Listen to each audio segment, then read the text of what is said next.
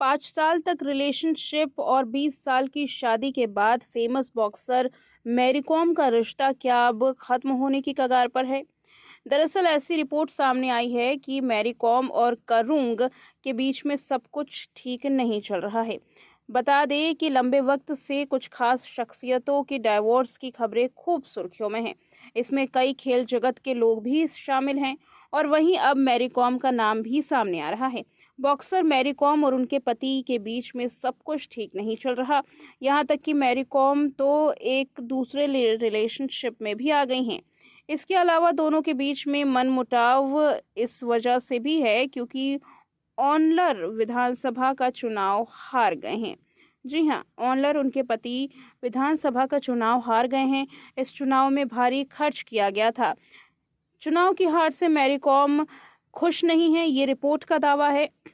काफी लंबे वक्त से दोनों अलग रह रहे थे। मैरी कॉम जहां फरीदाबाद में अपने बच्चों के साथ रह रही थी, तो वहीं दिल्ली में ऑनलर अपने परिवार के साथ रह रहे थे। इसी साल की शुरुआत में सोशल मीडिया पर मैरी कॉम ने अपने तथाकथित नए पार्टनर के साथ तस्वीरें शेयर की, जो कि एक बिजनेस पार्टनर बताए जा रहे हैं।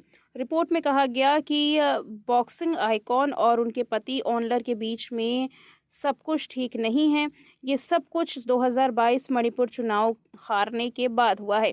सूत्रों की माने तो मैरी कॉम अपने 4 बच्चों के साथ फरीदाबाद चली गई और ऑनलर कुछ परिवार के सदस्यों के साथ दिल्ली रह रहे हैं।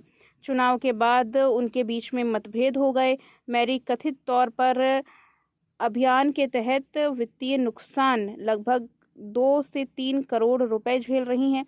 इस वजह से वह काफ़ी नाखुश है। सूत्रों की माने तो हार के बाद चीज़ें और भी ज़्यादा खराब हो गई। उनके बीच हमेशा की तरह वो वैवाहिक रिश्ता अब नहीं रहा। यही वजह है कि अब वो अपने परिवार से अलग फरीदाबाद में अपने बच्चों के साथ रह रही हैं। हालांकि दोनों की ओर से अभी इस पर कोई बयान सामने नहीं आया है। औपचारिक तौर पर मैरी कॉम ने अपने तलाक का ऐलान नहीं किया है।